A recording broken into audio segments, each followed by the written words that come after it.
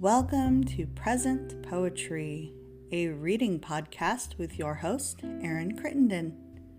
All poems used in this podcast are either public domain or used with permission from the author or the estate. So sit back, relax, and get ready to hear some poetry from the past and the present. This week's featured poet is Walt Whitman. Walt Whitman was born Walter Whitman on May 31st, 1819 in West Hills, Virginia, to Walter Whitman Sr. and Louisa Van Velsor. He earned the nickname Walt to distinguish him from his father. Because of his father's poor investments and the family's constant moving from house to house, Walt had a restless and difficult childhood. At only 11, he dropped out of school so he could begin working to help the family. His first job taught him about the printing press, and he became immersed in the literary world because of it.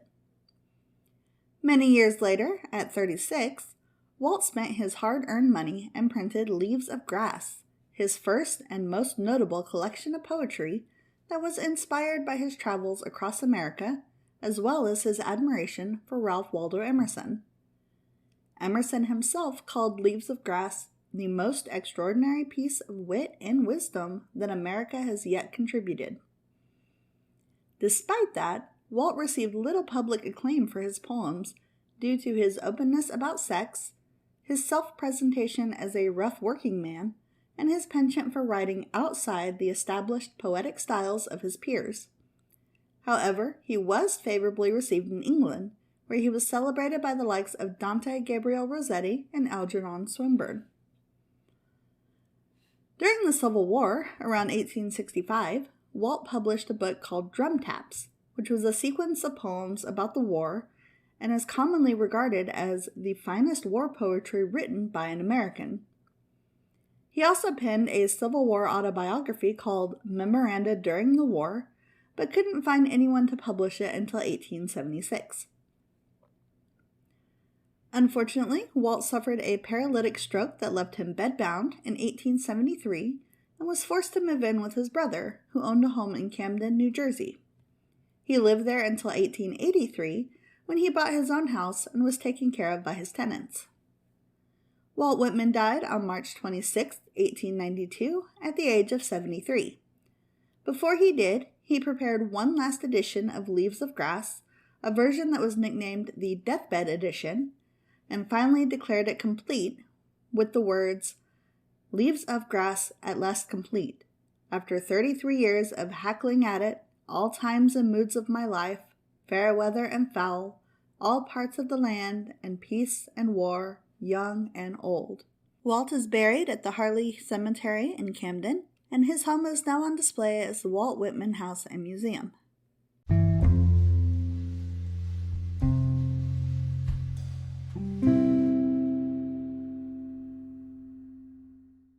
This poem is called As I Pondered in Silence.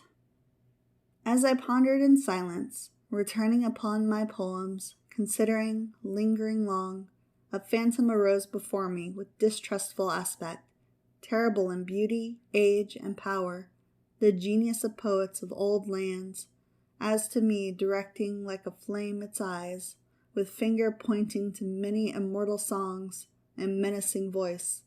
"What singest thou?" it said. "Knowest thou there is but one theme for ever-enduring bards, and that is the theme of war, the fortune of battles, the making of perfect soldiers." "Be it so," then I answered. "I too, haughty shade, also sing war, and a longer and greater one than any, waged in my book with varying fortune, with flight, advance and retreat, victory deferred and wavering, yet methinks certain, or as good as certain at the last, the field, the world, for life and death, for the body and for the eternal soul. Lo, I too am come, chanting the chant of battles. I, above all, promote brave soldiers."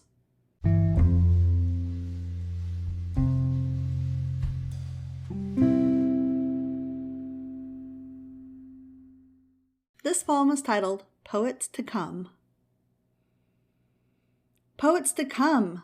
Orators, singers, musicians to come. Not today is to justify me and answer what I am for, but you, a new brood, native, athletic, continental, greater than before known. Arouse, for you must justify me. I myself but write one or two indicative words for the future. I but advance a moment only to wheel and hurry back in the darkness. I am a man who, sauntering along without fully stopping, turns a casual look upon you and then averts his face, leaving it to you to prove and define it, expecting the main things from you.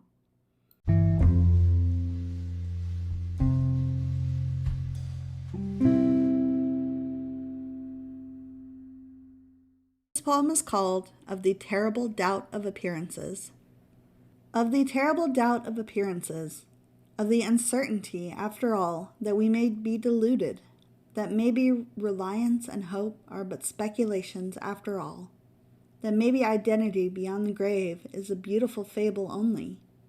Maybe the things I perceive, the animals, plants, men, hills, shining and flowing waters, the skies of day and night, colors, densities, forms, maybe these are, as doubtless they are, only apparitions, and the real something has yet to be known. How often they dart out of themselves as if to confound and mock me. How often I think neither I know nor any man knows aught of them. Maybe seeming to me what they are, as doubtless they indeed but seem, as from my present point of view, and might prove, as of course they would, not of what they appear, or not anyhow, from entirely changed point of views.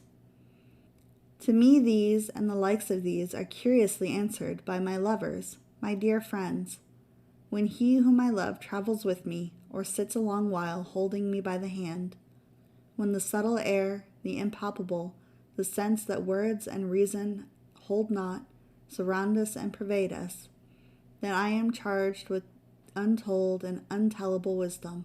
I am silent. I require nothing further. I cannot answer the question of appearances, or that of identity beyond the grave, but I walk or sit indifferent. I am satisfied. He, a hold of my hand, has completely satisfied me.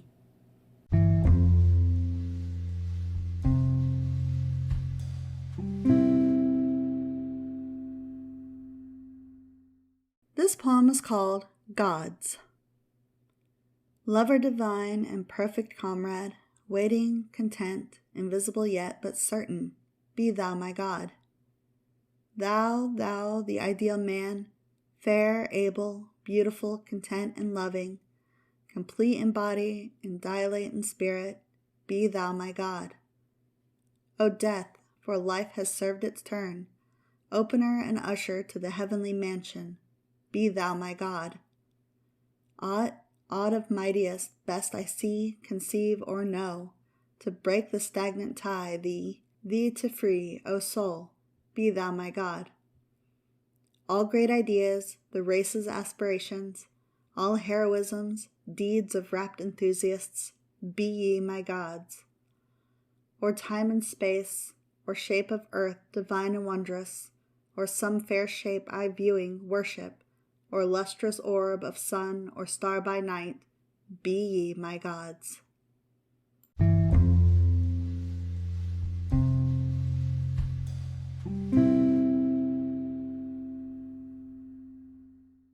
This poem is titled, O Captain, My Captain. O Captain, my Captain, our fearful trip is done. The ship has weathered every wreck, the prize we sought is won. The port is near, the bells I hear, the people all exulting, while follow eyes the steady keel, the vessel grim and daring.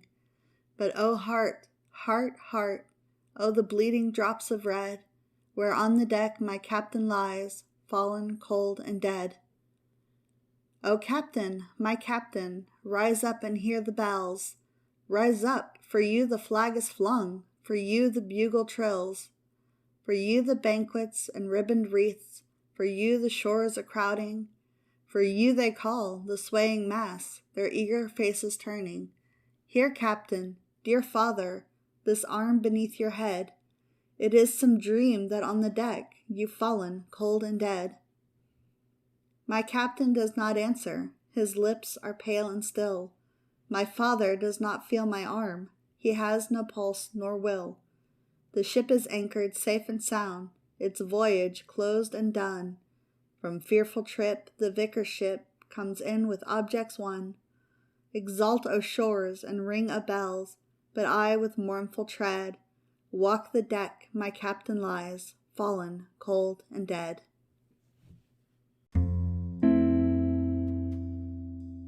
Thank you for listening to this episode of Present Poetry. If you enjoyed it, please leave us a review, share us on social media, or subscribe so you never miss an episode.